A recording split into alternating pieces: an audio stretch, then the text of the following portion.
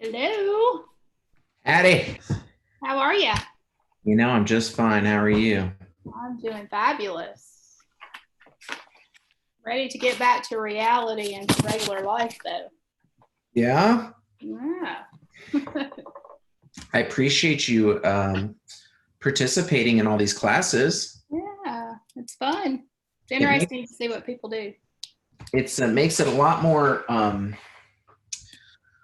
enjoyable for me, and I don't know how I'll go back to teaching at the office with 6 to 8 people showing up. I just can't do it. I mean, it's not This is fun for better me. for people. What's that? This is better for people. So would you agree? I mean, clearly we need to continue the Zoom piece of it. Do I need to do it in office? I mean, I know there's benefit of proximity and doing things live, and I typically love live, but I don't love 8 people coming, and I can't interact the same with people being on Zoom and being a live audience at the same time. I've tried it; it doesn't work. The people on Zoom end up don't getting experience. It's just like they're watching a webinar, and we know the interactivity isn't there. So Right. what would your thoughts? Because I am starting to get some interest in Jan Walters as well about after the offices open and going back to education. I know people are going to get busy again, so we may not have the attendance that we are right now. I don't expect that, but Mm-hmm. my goal is to give everybody as much exposure to the classes as possible. And so what would you recommend? Stick with Zoom? I just think people are more Personally, likely to come. yeah, I personally would stick with Zoom, and because it's easy for me. I mean, I'm 45 minutes away from the office. It's easier for me to come here and be at my house and be in my office and go. Yep. You know, this is an Yep. hour or whatever, and 30 minutes, whatever it is. I Okay. do have a class though, and maybe you've already done it. Maybe it's on your list, but Canva. I love You, Canva. so I've never used Canva. Oh, I've been Canva's playing with it. awesome. Thank you for that suggestion. I'm going to add that to my notes right now for class ideas. Yeah, because I've been playing with that, trying to learn it. In fact, thank you. Yeah, I'm going to I will add that to our class schedule. Another one that I've been writing all these classes down, thinking of stuff for because I'm on the education committee in Robertson County Association of Realtors, Good. and Yeah, I'm on yeah. the board over there. And so, like, do you use Spacio? I don't use that.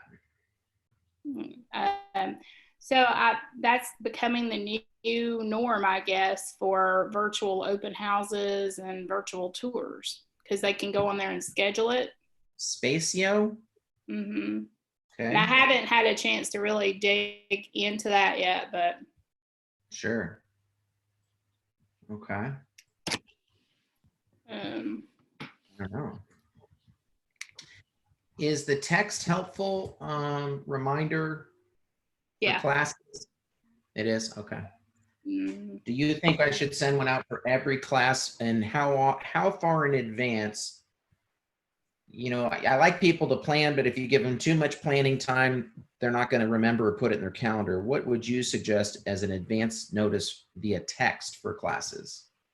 I thought this one that you did was great because that gave me plenty of time to be ready and gave enough So time. 1 hour, one Oh, hour was suitable for you. Hey, yeah. Trish. Okay.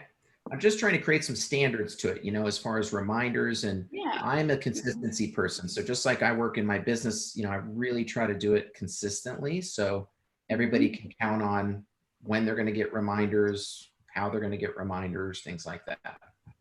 I like your picture above your head. Thank you. I got that in South Africa when I went. It was an amazing, amazing trip. Mm-hmm. Amazing trip. Yeah. And that sign is from my dad's office in 1973 or 4. I like Yeah. that. Yeah. Thank you. Thank you. Thank you. How's your mama We will doing? get started. My mom is doing good. She ain't got COVID, I don't think. And so she is She's doing a lot of coaching though. I'll tell you, a lot of coaching. Like, I think she's busier than she expected, and yeah, she's doing great. Thank you for asking. That's very kind of you. Yeah. Yeah, she's doing good, and you know, she lives out on the water. That was on my bucket list 10 years ago to buy my mom a house, and so I feel very, very lucky to have been able to make that happen. It's my most expensive mortgage, but that's okay. Yeah, she's worth it. She is worth it. She is worth it. And I keep my boat there and kayak and paddleboard and all that stuff. So yeah. Who are we kidding? We can't really complain. So hi, Anna. Hi, Trish. Oh, howdy, howdy, howdy. Hey. There you are. We'd love to see your shiny faces. Something interesting. I don't get involved in all these media debates and different networks and who says this or that. I just look to see what's going on in the community. I've been at Vanderbilt today for therapy, and the hospital, the university hospital, is super chill, quiet. That Chad Wallers? she's got her Bluetooth in. But what was that in the background we were hearing? I think she's on a call. Was that on you? I don't know. Is that Rebecca? That must be Anna. She's talking to Chad Wallers on speaker. Didn't that sound like Chad Wallers? Mm-hmm. Yeah. What was he talking about? Is it ear infection? We will start in 2 minutes. 2 minutes to Wapner. Is it hat day or background day? I don't know. I don't know if it's Hat Day or Background Day. I screwed up on really promoting. I start to wonder. Also, this is I like with this small group here. I was doing some polls here, Rebecca. The GIFs that I put on Facebook, funny, goofy, inappropriate, under my reminder posts in Facebook. Y'all taking screenshots. I heard you. I'm taking a screenshot to send to you to see if you can fix it for me or tell me how to fix it. I keep trying to do a background on here, and it tells me that my Mac computer doesn't meet all the requirements. Yeah, but no it does. Oh, it does? Yes. Hmm. That's why I'm like, So anyway, I only get this message whenever I'm on here, so I have to take a picture. Oh, I know it. I know which one. All right, I'll be right back. Rebecca, I'll be right back. She's got to go find her. She's going to get her best hat. All right, we'll start at 2:05. I tend to give 5 minutes. Is that reasonable? Do you agree with my policy to start at 05 after? Or do you think people should get it by now? Yeah, I think, some people don't know, aren't very tech savvy. I think they need a little time. What do you think, Trish? Hold on. Trish says, hold, please. What about Anna? Are you still talking to Chad? How's his finger? What's that? Are you still talking to Chad Wallers? How's his finger? Oh, I wasn't. I'm sorry. I was going through Instagram stories while we were waiting, and I didn't realize I was not muted. All good, Anna. Yes. Are y'all watching this TikTok? I don't. I haven't gotten into it. I just laugh. You just gotta laugh at some things you see on Facebook and apps. You gotta laugh at a lot of things. That is for sure. Man, I found a new photography company and video company that is unbelievable. I'll share that at the end today. How about that? Cool. All right. 2:06. I'm going to kick us off here. And All right, this is going to take a second. Scott Saunders, everybody, put your hands together. There he is. Let's see some video, Scotty. Come on down. You're the next contestant on Let's negotiate your inspection. Tyler Graham looking off in the distance. We don't get to see Tyler live too much, do we?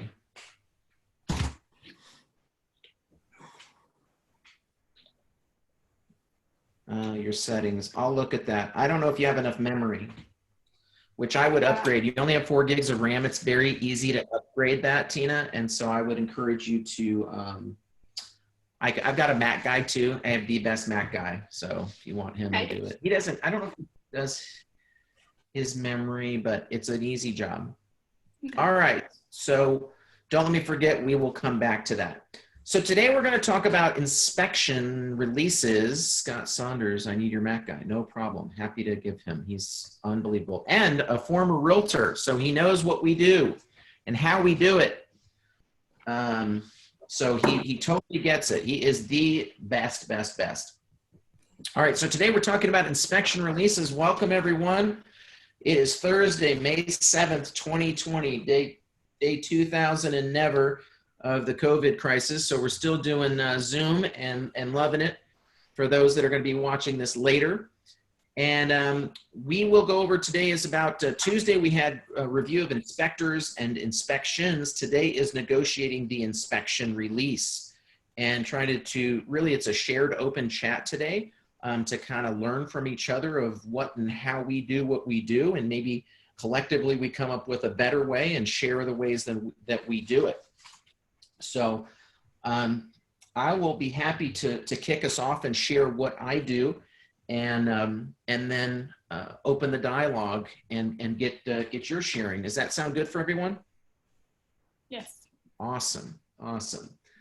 Okay, so I will share my screen, but let's just kind of talk out loud here about the process. We get the inspection back, and as you saw who I use, I have some template communications that I use when I am communicating with the other side and with the client to make sure that I don't forget anything when I am trying to negotiate a release. Oh my gosh, you know I love that hat, Rebecca.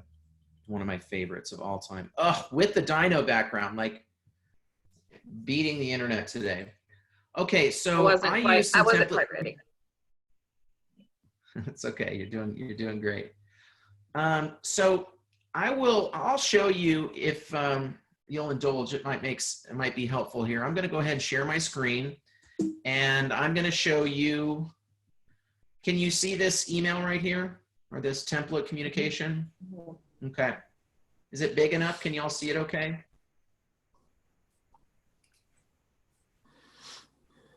Yep. Okay, good. All right, so this is what I send out when the inspections are scheduled. So I have template communications of how that goes. And then once the inspections are in, here is one form of communication that I use, okay? So both the termite and home inspection are attached. Please review the reports in detail and email the item numbers on the report that concern you. So this is one method that I use where I'm trying to make best use of my time and engage my client in the process to help minimize my liability of telling them things to pick and not pick, which is a big caution. Do not do that if you are, and avoid the tendency as they ask for our advisement on this. So this is one method where I'm asking them to kind of create their list. And I have gone over this after we wrote the offer to prepare them about next steps, because I tell the buyers, look, writing the offer is only the first step in the amazing race. You have not bought a house. You have not signed your life away. You have simply taken the first step towards home ownership, and I'm here to help you navigate to get to the finish line.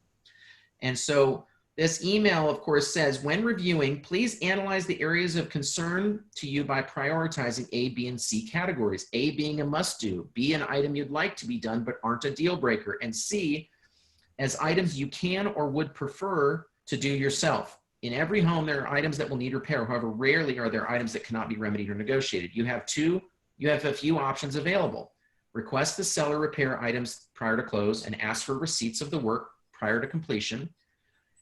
Or many times they elect to have money towards closing costs. So I'm happy to share this language, but you can see that I'm trying to, again, make best use of my time too. If I have to have a conversation or an email twice, it's worth making a system out of it. And so I try to craft an email or notes that I saved that are going to help the buyer understand what I'm trying to communicate so that I consistently do it to all buyers. And again, to minimize my liability. Any questions on this? Comments, feedback? Helpful? I think you're muted, Tina. Were you saying something? I just said I like the idea of the ABC category. Cool. Thank you. Yes, you know, this is, go ahead. I've used that as I stole it from you, and it works very, very well. Now, occasionally, you know, you come back, let's say there are 15 items. Occasionally they'll, you know, I'll get 14 in the deal breakers and 1 in the, you know, if you want to, and then I have to have another conversation. But generally this kind of sets them up to think differently about them. Yep. Yep. So I just got a screenshot of you and Rebecca. Don't worry, I didn't get everybody else. So we'll make sure to share that on the best dressed of the Village exclusive this week. So this has worked, and you know, I can tell you, I'm still perfecting my system. This is one method, again, of trying to get them prepared of what to expect. I do a lot of coaching when we're in the house once we narrow down about, and welcome everyone that's joining us. We're just jumping in, and feel free to find your favorite hat or background, but more importantly, let's focus on the content. And about preparing them that what is reasonable, right? What's reasonable with respect to inspection as well as a blue tape walkthrough. And I'm very cautious about telling them what things are wrong or not wrong, or what's serious or not serious. Just be really cautious to do that, because it's very easy to do. For those that are joining us, I'm going over a few things of the way that that I do it, just to kick us off. But today is an open chat, and so we're going to invite everyone else's ideas and feedback of how they handle the inspection process. So this is one template email that I send once I get the report. I'll share this with you while you're on the call. That as you're seeing my screen, one of the things that I do is I template communications for everything, and then there's a reminder up here. So if you ever had to outsource this service, that person would know. So when do you send this? Upon receipt of inspections. Who does it go to? To the buyer and the buyer's agent, such if I had a team that would go to that buyer's agent as well. What is in the subject? And what attachments are in there? Okay. So again, I'm just trying to dummy proof my process as much as possible, and there's still plenty of holes in it.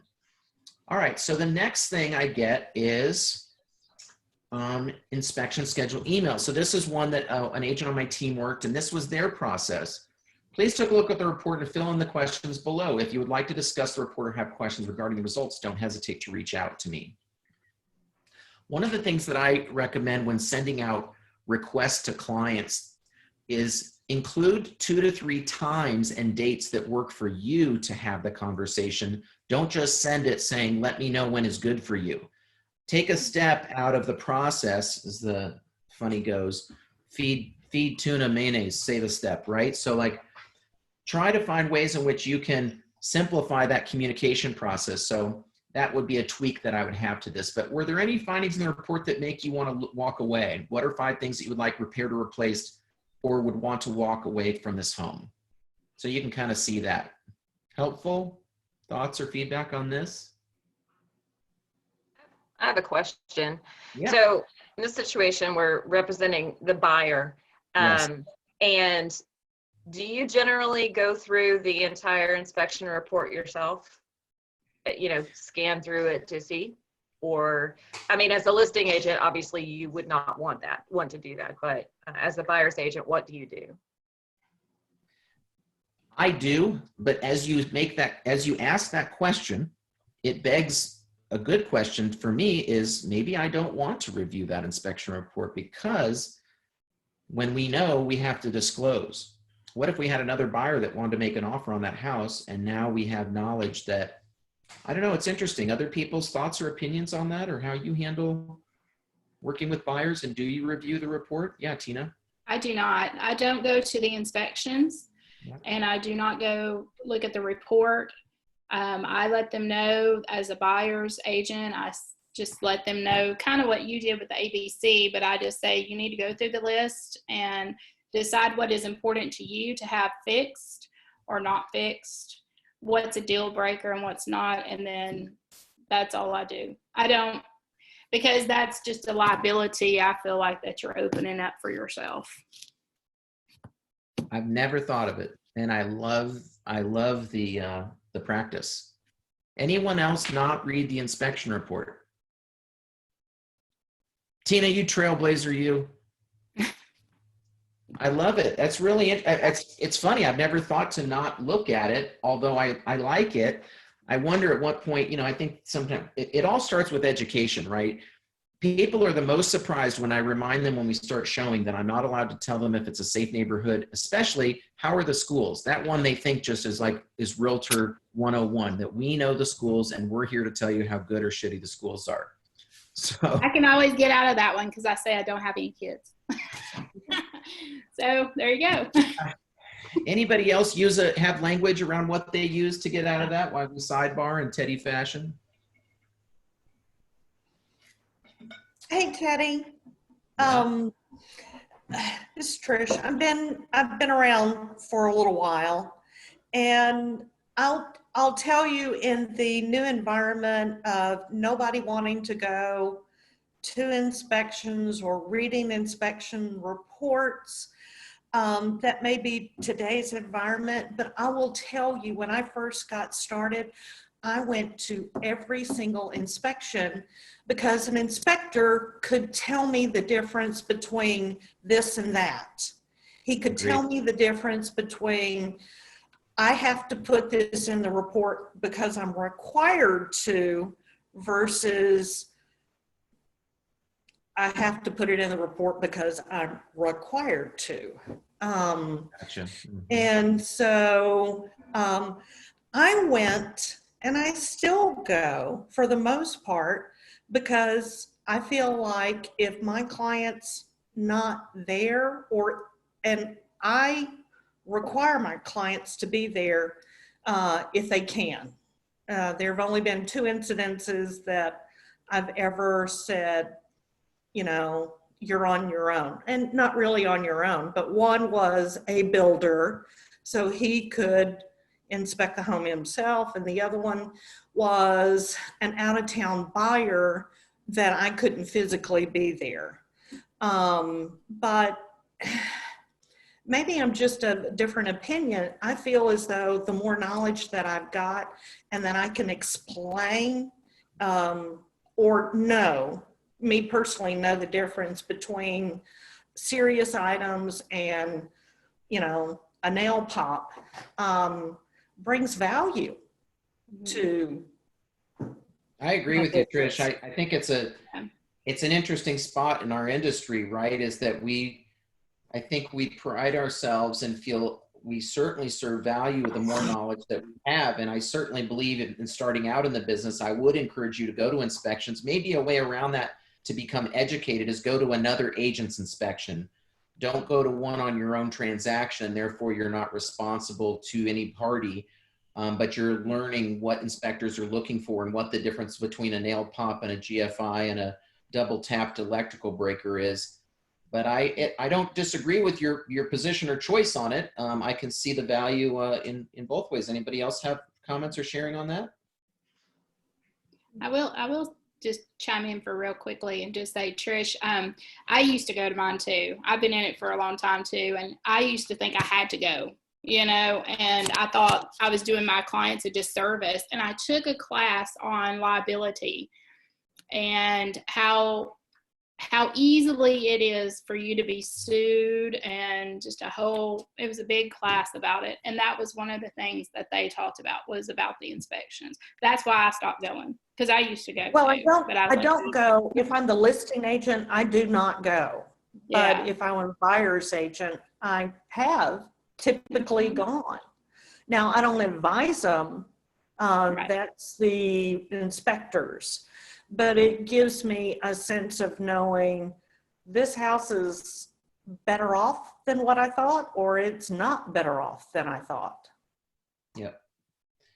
Yeah, and it's hard because when we know, it's so hard, at least for me, as those that know me, holding my opinion is very difficult. So when I know something, it's hard for me not to want to tip that buyer off and feel like that's part of my value. Bobby used to say, I may not tell you something, but if you see me point with my pen to look up, that might be a sign to check something out up there. So I don't know if that's in broker speak, but there's the oddball way around it. I think Scott had a question. Do you still have one, Scotty?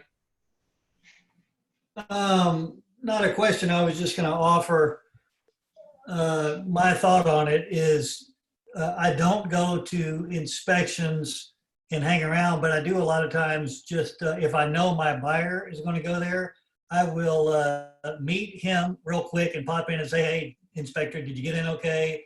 Is there anything that, you know, I need to make sure you have access to or something? I'll just be like a courteous pop by to feel like my buyer is getting support, and then I'm out of there and I tell my buyer, you know, hey, you can, I try to encourage the buyer if they need to go to just only go about halfway through so the inspector has time to do things. And then when we get the report back, I do feel like I owe it to the buyer to be knowledgeable about what's in it. So I'll scan through the whole thing, make a few notes to myself. And one of the reasons I do that is because there's been several times when the buyer says, oh my God, I saw the inspection report, we're out, look at all this crap. And I have to look at it and go, well, let's look at this reasonably and talk them down. And they're like, oh, okay, I didn't really think of it that way. Okay, okay. And then you hold deals together. You know, Yeah. I don't define things or I don't become an expert or anything like that, but there are things that buyers will over or even underreact to that I feel we, you know, have to know about. And without looking at the inspection report, we might lose deals or go wrong, you know, when we could have prevented that. There you go. Agreed. Yep. Rebecca, did you have something to add? I was just going to say that, you know, I obviously don't have nearly as much experience as anyone else on this call, but I think it was, Ted, was it last year or it's been within the last year? Had a very, very experienced, like 20 plus years listing agent read me the riot act because I wasn't going to show up at inspection. Yeah. And she was like, what? Yeah, what are you doing? That's irresponsible. And the thing, and her client, the seller, was requiring that an agent be present, and she wasn't able to make it. She had to be out of town, but she was planning on going. And so she just wanted to make sure, I don't know if she wanted a flash mob there and everybody shows up, but she scrambled, paid one of her coworkers, another agent, to $50 to go be present for her person. So anyway, yeah, so there's a lot of mixed messages out there, especially for newer agents. Yep. Thank you. Yeah, for sure. For sure. You know, I love the analogy. I had a realtor that used to give clients, and I never implemented it. It's somewhere in this Dropbox of hell of 20 years of material, but 77 things that can go wrong in a real estate transaction. And your job when we meet with a buyer or seller is to put this in your drawer, and I'll let you know when it's time to stress. I am the pilot of the ship. And just like piloting a plane, when you take a flight to California, there's a lot of activities that go on to get you there that you don't see, and some that may be kind of alarming. But I will let you know when it's time to put your seatbelt on and if the oxygen masks are going to drop. Other than that, have the peanuts and enjoy the flight, and your luggage is underneath and we'll get it to you to pick up at the roundabout. So, and there was a sheet and he says, I'll call you and say, okay, it's number 4, inspection, appraisal came in under value, right? Put on your seatbelt and let's discuss. I love that. And if you're interested in that, I can dig that out of the relics somewhere. I thought it was kind of handy. Moving into negotiation of the release. So typically the way that I have done it in the past, I do not list all the materials on the inspection release. I put it on an exhibit, and you'll see that here. So I simply reference the exhibit in the release, and the exhibit starts with what is the most important to me, and that is the seller is to provide the buyer with paid receipts and photographs of the repairs 4 days prior to closing.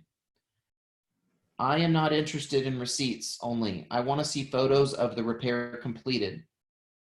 My lovely self ain't getting in the crawl space and nor is I expect my buyer to get on all fours the morning of closing or the night before. And if someone could help me remember before we end here, I'd like to, because a part of this inspection process is reinspection, I want to talk about that in a little bit. But here's where I go through and reference the numbers that are in the report of the items. And one of the things I'm key to do is don't just copy and paste, but consider writing it in a way of what you want them to do. I can't stand when I get an inspection release that just says, you know, review and repair. Well, what does that mean? I mean, you leave so much subjectivity to a seller as to what they mean by repair. Hence why I'm a much bigger fan and discourage any sellers from making any repairs on behalf of a buyer. Simplify your and your buyer's life by getting estimates, which is another business opportunity I'll bring up too. I want to start, I have told my inspector, charge $100 and give me a guesstimate of all the repair costs. Because that's the biggest part of our nightmare, is going and getting somebody. David Bybee, you saw on Tuesday, he's been a home builder. He knows what these things cost. Give me a dart. That's what I need, because I don't have time to bring in a repair person to give me a quote that we're going to use to negotiate. Scott, I just saw that background. That is hilarious. Can't see Scott's background. It's a winner. Yahtzee. So I just think that again, you can see I've gone through the laundry list here, but why would you want to leave the seller who's getting ready to leave the house in charge of making repairs that could be very subjective? I mean, even a way a nail is put in, let's face it, everybody has an opinion. So I really encourage negotiating with dollars. Anyone else have comments about what position they take with respect to negotiating using money versus having seller do the work? Yes, Becky. I'm sorry. So what you're saying is if you're the buyer's agent, you are getting estimates and you're having your buyers have somebody repair it instead of asking seller to. Yep. Is what you do. I'd say something like, in lieu of repairs, seller to credit buyer, or excuse me, buyer's vendor of choice, you know, X dollars towards repairs. And that would be on the HUD or the CD at closing. And then that check would be cut to that person, and we would decide when that check would be released based on the repairs being completed, which would be post-closing. Now, this can be an issue with respect to the lender, so we'll talk about that. Rebecca, okay. Is that what you were going to bring up? Yeah. See, look at the famous crocodile over there. Rebecca downplays her experience in the business, yet I think her education hours are, if they're not the top on the call, they've got to be damn close, because I think, didn't you win the education award last year at Village? It's not really a Village education award, but sure, I'll take it. Thank you. Sounds good. Absolutely. Way to go. By the way, I am not a crocodile. I'm a dinosaur. I know, but it's still, what would you classify yourself as? Oh, I don't have a snappy response. I'm sorry. That's okay. So yeah, so that's what I'm suggesting, Becky, is in lieu of repairs. Now the buyer can't receive money. I don't recommend taking it off the price. Let's really start working, giving full price offers, full price, and negotiating with repair money or concessions, right? Versus taking it off the price, because you're just hurting your buyer's comp for future sale. So try to negotiate inclusions rather than discounts off the price. But that's the same process I take in repairs. Okay, is that clear as mud? Oh, sorry. No, so how does it work then if with the lender, if they don't allow something, how do you? Yep. So if there's something material enough that the appraiser will see it and could make it to the appraisal, then we're going to have an issue of the lender being alerted to that. If you're having them do a credit towards closing costs, you wouldn't necessarily want to say in lieu of repairs, because that may trigger the lender to say, what are we just foregoing? I'm lending money on a house that's not being repaired. What is the issue here? Right. Does anyone have other language of what they use when they're doing a credit to closing costs as opposed to in lieu of repairs? Scott, yes, go ahead. I will usually just do two separate amendments, and one of them says seller agrees to contribute $3,000 toward buyer closing costs, period. And then a separate one says fix these things, you know, if there are things to fix. But if you know, yeah, well, that's it. You don't have to mention the repairs because you're not obligated because you haven't agreed to do any repairs. So you just say, here's closing costs, and you don't need a reason. Excellent. Does that make sense, Becky? Yeah. Anyone else, how do they handle it? Trish, you're muted there. I could unmute you if you'd like. Go ahead, Trish. There we go. Yeah, I do it exactly the same way. Right. And you put whatever you want on your proposal, and then when you come to either releasing the inspection, but you've agreed on the closing costs, then you put that in an amendment. I Right. never ever put in lieu of repairs on anything. Right. Right. Any other thoughts, feedback, or sharing on that? Okay. Negotiating. So let's say that we are going to have the seller, we're going to ask them for a credit towards a vendor, maybe a combination thereof. Anybody have thoughts or sharing on experiences that they've had that have gone well or not well with respect to negotiating repairs? I know you do.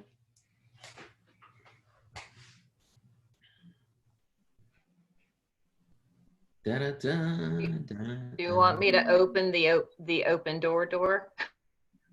Yahtzee. Go there. All right. I don't think so.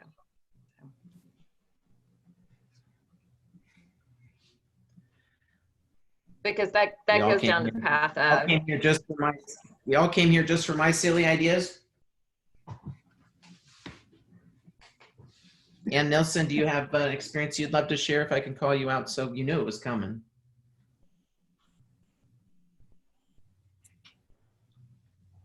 So every time we talk about this stuff, it's like you could go one of 6 ways, right? It's like sometimes it's you definitely negotiate for money. Sometimes you definitely don't do that. Sometimes you show up at the inspection. Sometimes you definitely don't show up.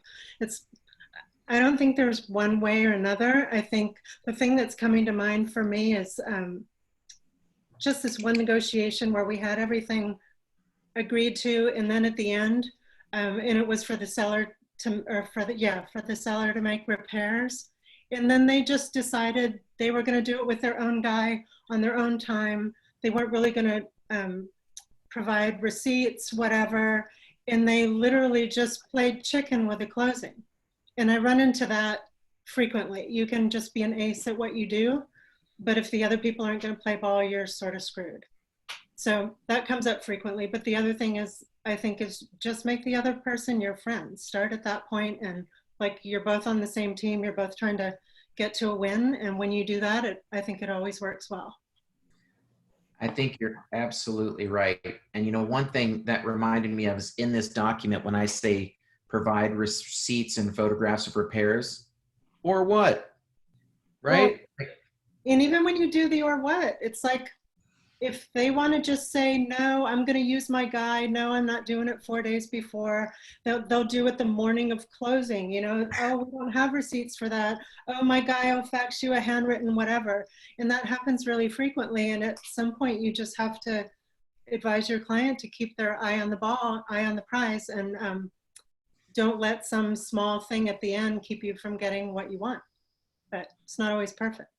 For sure. I think it's a beautiful point because about especially is, you know, bless you, is creating that relationship at the beginning with the other agent so that you're a team, right? Like we're going to check each other. We're not going to let things, we're not going to try to trick each other into not getting the repairs done Keeping each other on target with dates. So some of my target communications, I'll point the other one up here. I don't know if it's in this one or the seller side. Here's basically, we review the dates, right? Oh, sorry, I'm gonna share screen. We review the dates of when deadlines are, because I want us all to understand like what we're working towards. And I asked the buyer's agent, I think if I'm a buyer's agent on the listing side, where did it go? Basically, oh, please note the following deadlines. The one that I send to the buyer's agent or the listing agent is review these dates and let me know if you see discrepancies in this, so that together we can be on track. And that would include when we send that inspection thing, hey, this is when the receipts and things are due. And so just not letting that become a surprise, because it's easily forgotten by all parties. Also remembering to note in there any inclusions that shouldn't be taken, like the fridge or the drapes. Don't feel bashful to remind them. Yes, Ian. And I wanted to add one thing. I think this starting out like it's your teammate, it's a good idea to do that right at the beginning of the transaction. And what you were just talking about, you can send an initial letter once you're under contract saying, yay, great, here are all the players in our transaction and here are all the dates. And then everybody's on the same team. And I think it's a good practice, but it's a good strategy. It gets your client what they want in the end. Absolutely. And when I scroll down, you'll see I get through all the buyer's communication, then I get to the listing agent communications for the other side when we represent buyer. Do y'all see that? Are you seeing that on my screen? Yes. Nods, thumbs up. Okay. So this is where it says, I have compiled these important dates to keep us on track.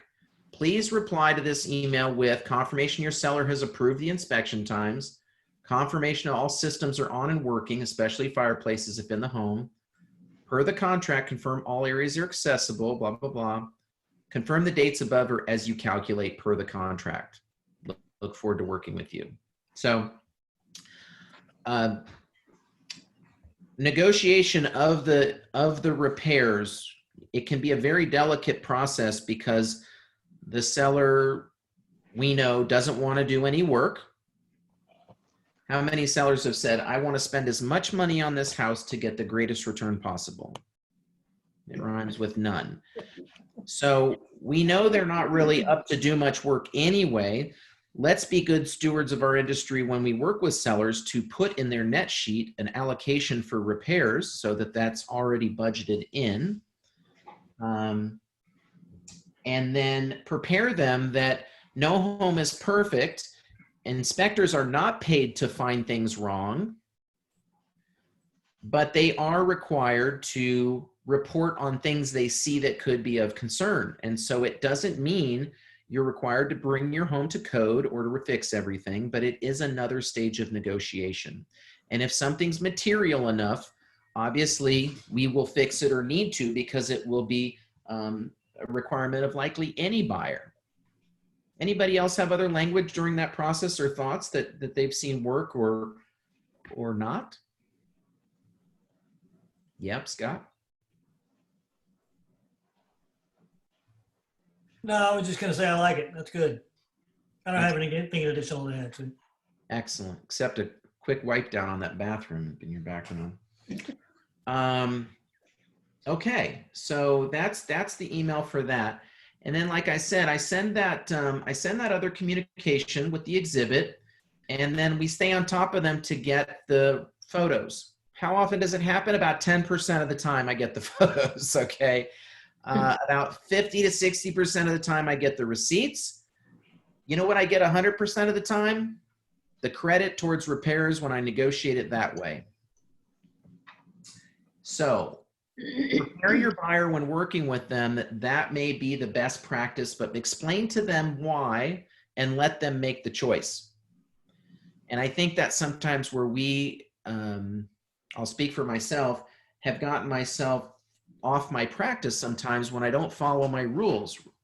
And the more that we just have a policy and we explain the policy in the consultation, the less ambiguity or problems that we can get ourselves into, right? At the front end, Trish, if it's your policy, you explain to them why I attend inspection and what you can expect from me with respect to the inspection stage of our process, right? This is a big part of how we are assisting and facilitating the buyer's purchase process. But we are not there in which to make those decisions for them. And I'm telling you, I think this business idea that I want to come up with of just charge $100 to create an estimate. You know, I called a roofer today, said it's $95 for us to come give an estimate. There's people who come for free, but they normally don't call back. So I think it's a huge business just doing estimates based on repair inspections. And we need quick turnaround. We need something fairly reliable. And, you know, there's a lot that they can do from that inspection. What happened, Becky? Did you save $10 on your car insurance? No, I was laughing. Scott said he needs that roofer. Oh, I have that roofer. I just, on my morning walk, I don't have my chat window open. So that's why I couldn't see that you guys. $295. I love it. Yeah, it's $295 for an inspection. Okay. That's absurd. So I used to have, speaking of inspection as well, I used to have, and I'll try to find it, I think Alexander Brando had the contact of a roofer that would come do a free roof inspection. And I don't know if they're still doing it. I think it was goodwill towards the realtor relationship. The roofing business is one that I still take a lot of issue with. Does anyone have a great roofer partner? Good talk. Okay, so you're, oh wait, Rebecca, hailing from the East. Yes, and if I didn't have to come up with it right this very second, I could. So I'm going to look it up on my phone and put it in my in the chat here. And then I have to run. I'm sorry, I got to go show. Bye. Go get him, Tiger. Please wear the hat to the showing. Okay. All right, dare to be different. So yeah, so anyhow, I will share that roofer contact with you, Scott, if you remind me before we get off here as well.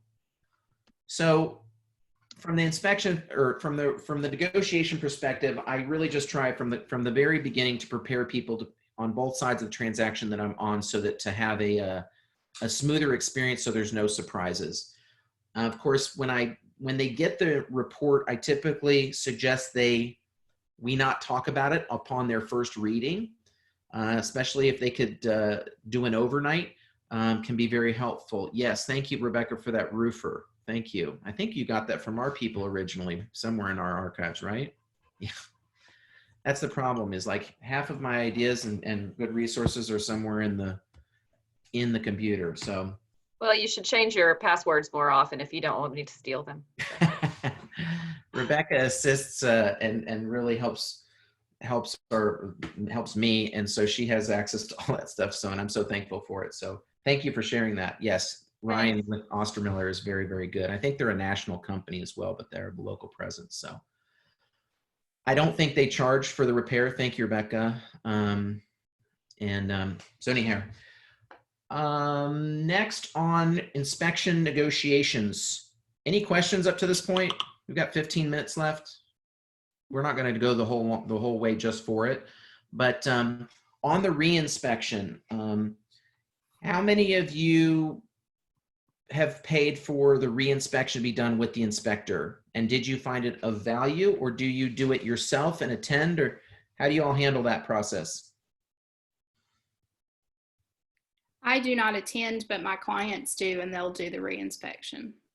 Do you do that consistently, of have them engage the inspector for reinspection? No, the buyer usually decides on their own. I think the one inspector I use pretty often, he offers it and he lets them know that he will do that. Excellent. What does he charge for that? I don't know exactly, but it's Tennessee Home Inspectors. Okay. Yeah. Is it not David Bybee? I have to look it up. I'll look it up and share it. All good. Sure. Anyone else? I've actually never paid for a reinspect. I've had a guy go out there to look at one or two things that were questionable only because, but I don't know, just by chance, no, I've never, so I see that happen a lot, but I've never had to do it myself. I feel like a ton of liability every time we don't do reinspection, unless I get the photos and the receipts, and even then I'm a little dicey. So I think ultimately best practice is encourage the buyer to hire the inspector to reinspect, because the odds of it being done right by the seller, in my opinion, are not great. And so that's incredible. Annie, your inspector does first inspection free. You mean the first reinspection? Wow. Would you be open to sharing who your inspector is? Totally. It's his name, the way I always remember it is Dumbo. His last name is Dumbovich, Matt Dumbovich. He's with Pillar and Post. And he's one of the reasons, that's one of the reasons I use him, and that you can schedule everything with him, radon, termite, whatever, all at the same time. So one step. Dumbo, there he is, Matt Dumbovich. Here we go, everybody. He's really great, and he gives, he'll have you report to you that night, and he gives the client a 3-ring binder. And we were, if I can just add, you guys were talking about that earlier, about whether or not you inspect, and you know, I've done a bunch of years going to inspections the last 30 minutes, and probably in the last, I don't know, 2 years or so, I tell people for liability reasons, I don't attend inspections, but I have a good relationship with my inspectors, and so I always talk to them and I look through the report, but it's for the clients to make a decision about what it is they want to ask for. But I can get some better clarification and realize what it is that they're really concerned about if I'm talking to the inspector, even if I don't go to the inspection. And so I'll often call Matt and just say, hey, what are the things that stood out for you? And that gives me a good ballpark. But I always give my clients a disclaimer and say, you are directly hiring the inspector. I have nothing to do with it. This is your chance to find out everything you need to find out about your house. And so I don't completely forego the advice, but I do give that disclaimer, and then we'll have whatever conversations we need to have. But Matt's a really good one. Thank you so much. So what I'm doing right now, I don't think I'm still sharing my screen, is I use Evernote. And so immediately I go to inspectors in Evernote, and I am adding him to my inspectors, because I always want to have a short list, and endorsements are the best, is all I need. And so, and I write like Annie's inspector. And so then I know who the referral was from. And so that I have that resource. He's awesome, and it's just a big selling point for the clients to go. He'll go back and re-inspect for you, and I think that reassures them a whole lot more than we can reassure them. And then if they want, and Matt will send pictures and everything. It's great. Yeah, the amount of pictures for me is big, because you know, I've used David Bybee a long time, and he's great, and he's done a great job optimizing his business in ways. John Swaggart. His son is starting to work with him. Anne, have you worked with him? Not familiar with him? Yeah, so his son did a report. I was on the receiving end of it, and I was like, I was not so excited, because the report was thorough, and it needed to be, but his son did it, and I called John to tell him, because the name sounded familiar. I'd used John Swaggart years ago.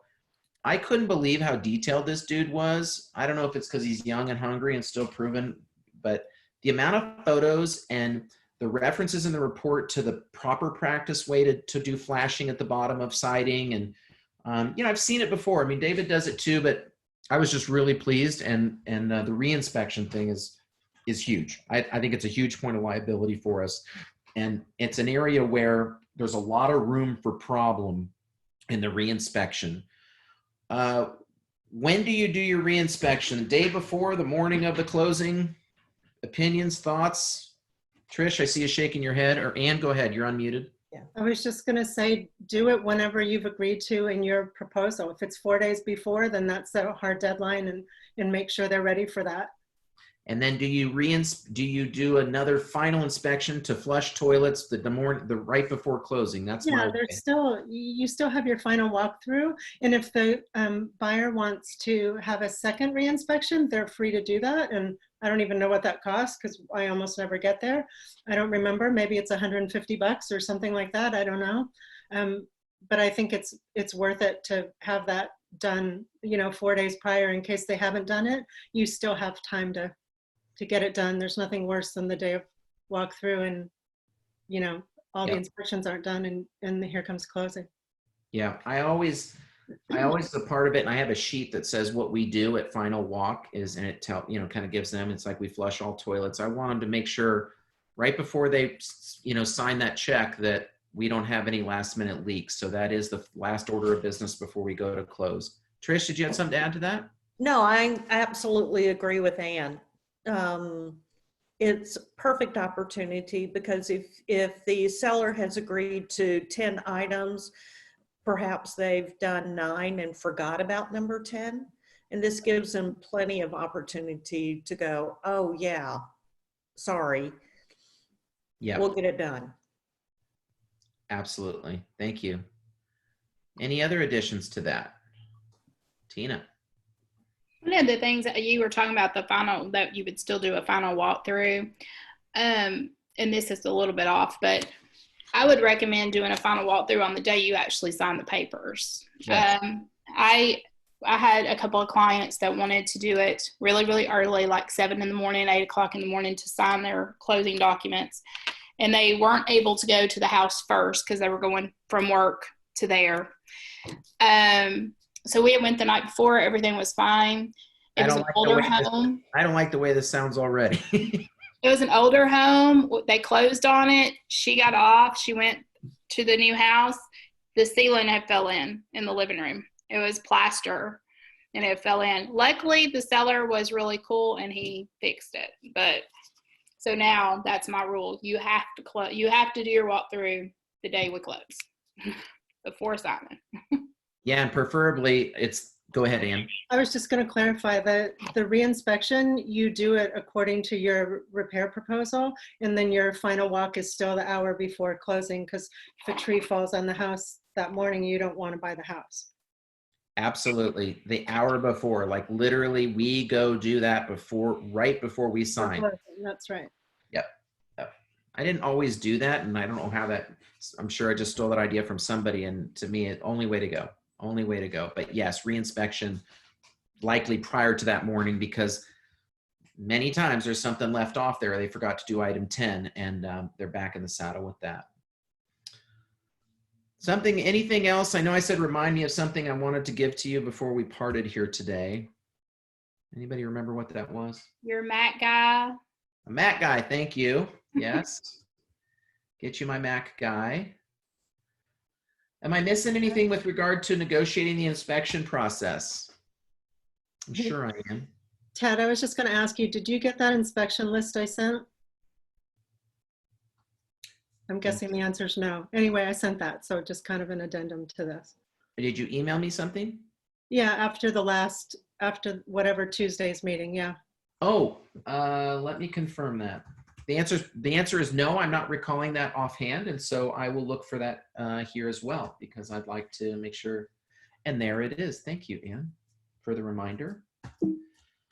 I have lost control of my inbox, not entirely, but like I really need to implement Christy Harriston's Gmail wizardry. I still use MacMail as my client because I have multiple email accounts dumping into one, but the tools are not nearly as effective as, wow, this is an awesome list.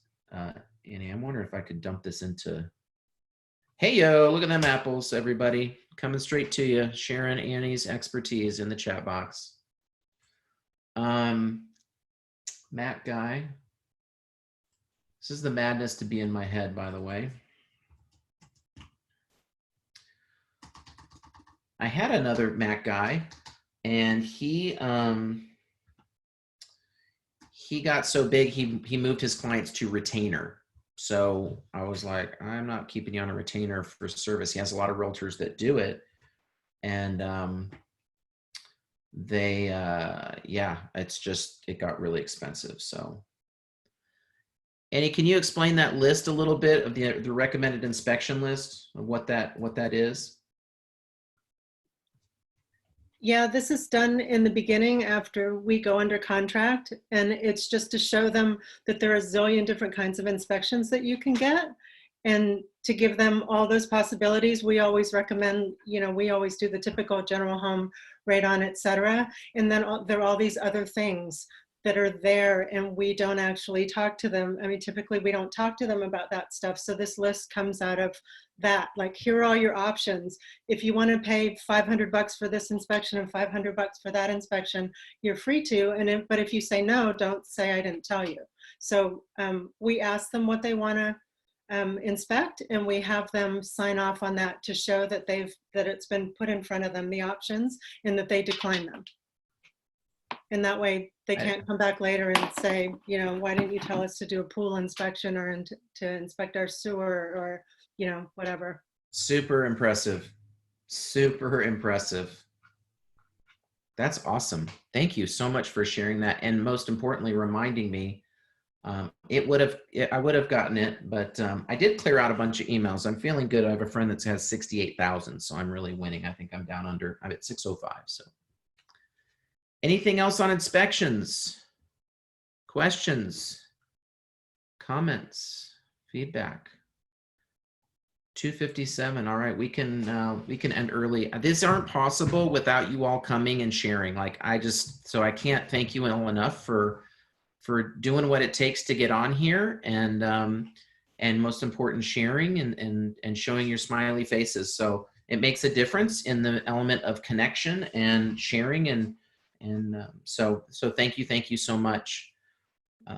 If I can help you in any way, you can always reach out to me direct, and you know where to get me. We are working on Jumpstart. We have a new Jumpstart curriculum that's coming out, and I'm told Jumpstart, I think, is starting next week. That's a little ambitious. It wasn't my doing, but I would imagine we're going to see a Jumpstart class, if not next week, the week after. And so it's a new component. There'll be different instructors teaching different modules of it. It's following a little bit more of a Parks model. And so there's some cool things coming there in addition to what to do in your first 30 and 90 days. Andrea has something that she worked with when she was at Parks that she shared. So yeah. Any sidebar questions or needs or anything else I can help you with today or serve you? This was all good. Thanks. Appreciate it. Valuable? Yep. Excellent. Thank you. Thank you all so much. Thank you for everything you shared and brought. So, Teddy, will the Jumpstart, is it going to be at the 21st office? It will, yeah. I think the first session the next session is going to be Zoomed. Yeah. Which I'm a huge fan of. Yeah.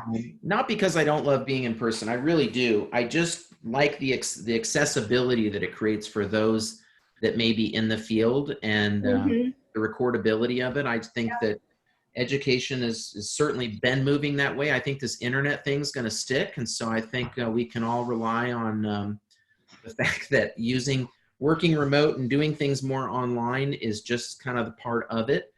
And so I think that an agent should be able to come into a company and begin learning immediately, right? Like just in the fact that we're recording this, they can listen to this and learn a lot just about inspection process, that they don't have to wait. The days of waiting to get things anymore are pretty much done, right? You can get a burrito from New York to your door at 3 in the morning. I certainly should get your real estate education on demand. So yeah. It's certainly convenient, so. Yep. I had asked earlier, and Tina had offered, I wanted to get your opinion too, Becky and Ann as well, because I'm trying to systemize when I'm sending reminders. We're doing it now via Facebook, email, and then now they've asked me to do the text, which I'm fine to do. Today I did it an hour before. Do you suggest doing it further in advance, or is the hour before on the text the right time to do it? I think the hour before for me, because I tend to forget stuff a lot. So the closer it is, I think an hour gives plenty of time to be like, oh, okay, I got to get this finished up and then I can hop on. And of course I was late. No, it's okay. Because I forgot. Well, and again, that's why we do this. I mean, I forget a lot, and I don't blame being just forgetful, but there's just too much. I mean, I'm negotiating multiple offers last night at 10 at night, you know, and we had to withdraw a counter offer that could have been accepted by a fellow village agent. It was terrible. And we had another offer while we had a counter out there. So we had to withdraw. And, you know, it's all that's why your kid's taking its first steps and you're trying to be a realtor and a parent. And so I don't blame you. So I'm looking at the best ways to help people that have life going on to be in communication. I mean, for me, I think the hour before works good, but everybody else chime in. I don't. Any thoughts on I that? subscribe to a few things and get on a lot of these Zoom calls. And I find what's really helpful is this kind of 3 reminder, like the day before, the morning of, and an hour before. It sounds like a lot, but not really. Like you make plans to do something and then you kind of space and you're like, oh crap, that happens in 15 minutes. And so I find the 3 reminders really helpful. Yeah. And they're systemized through email, text, and it comes at you. And if you want to do it, you can. So I love that. So I've tried to do a Sunday. It's kind of been turning into Monday, like education for the week. And I've been doing that on email and Facebook. And then day before, would you recommend that be email? Yeah, both. I mean, yeah, the email is more helpful, but I get it a bunch of different ways. Like it comes through on email, like the day before and then the morning of, and then even an hour before, and then the text comes through on the same day as well. I don't really need a text the day before. So that's what I was asking, I guess. Yeah, the email would be appropriate for anything in advance. The text would be for hour before. Yeah, I get them, all 3 of them, by email, the day before, the morning of, and the hour before. And then I also get texts on the same day. And it's helpful. Mm-hmm. You'd be surprised how you can't remember what you agreed to do. Oh, I wouldn't be surprised for me. I can relate. Yeah, so I'll look at some automation to that because right now I've got that going myself. I'm sure there's some zaps I could set up to do that. And even the Zoom meeting, there's all kinds of stuff behind the scenes with your Zoom. Once you set that up, it'll send automatic emails to remind, and there are timestamps on those too. So I can send you something if you want to see how that works. I would love that. Anything to help improve, I'm all ears and really value and appreciate. So I wasn't familiar with that. I've put in recurrings. So on my Zooms versus setting up ones individually, but it doesn't mean I still can't do that. I just can't have the, thanks Tyler, appreciate you.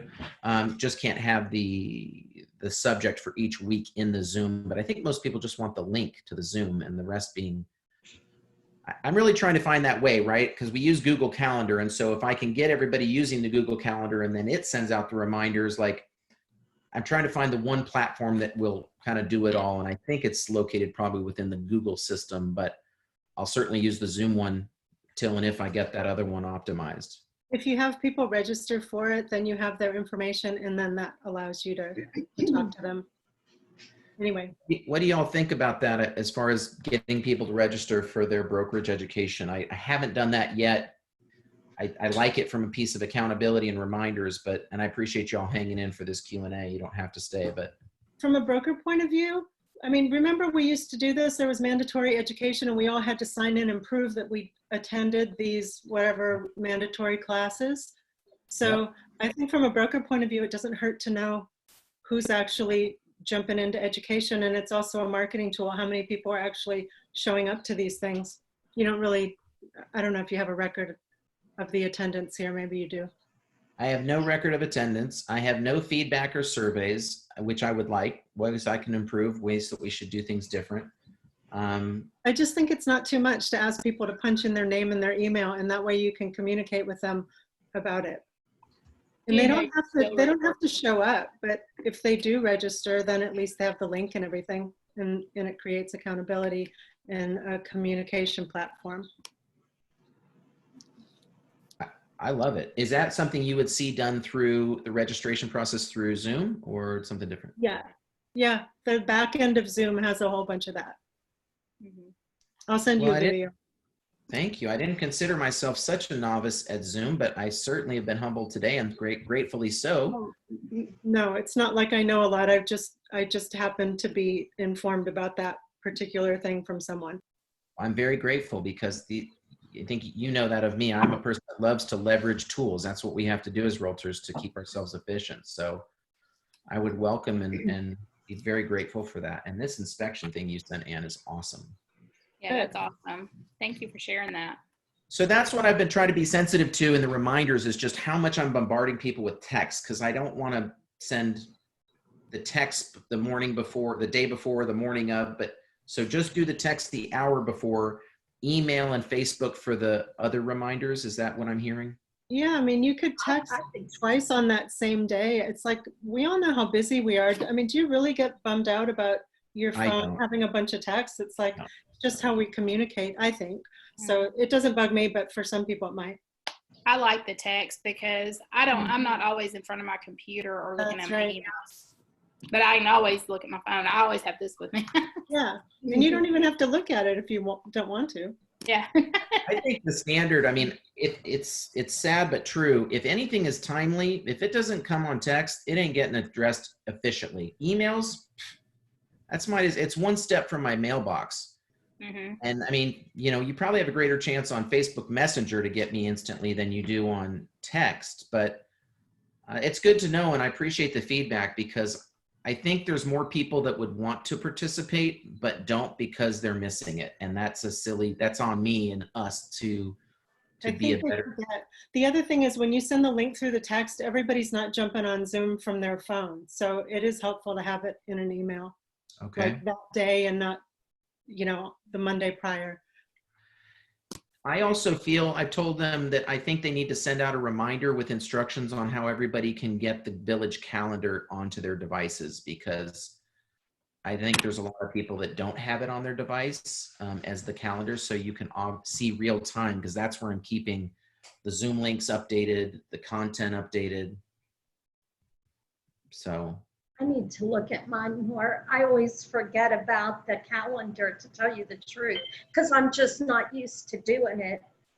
We didn't have that at where it was before. Yeah. So. Well, the truth is, Becky, it's a lot. Like we all have our own calendar, multiple calendars, and so I'm not trying to drag us to the water to drink. I just want to make sure people are informed about where to get the information as easy as possible. Here's another thing to keep in mind, Teddy, is people have got to want to be here. They have to want it themselves to learn. So, you can feed them all of the links to get here, but don't mean that they're going to click on it. Unfortunately, it's a good point. I just want to feel that I'm putting it in front of them enough so that they can have access to it. You're right. It's a good balance there. This has been much more enjoyable for me. And I think it's been certainly more valuable because we've had quadruple the attendance that we do when we've done them live in the office. Mm-hmm. And part of that's because everybody's maybe not working as much as they would non-COVID, but I still think doing it online has a different level of accessibility for people. Mm-hmm. So,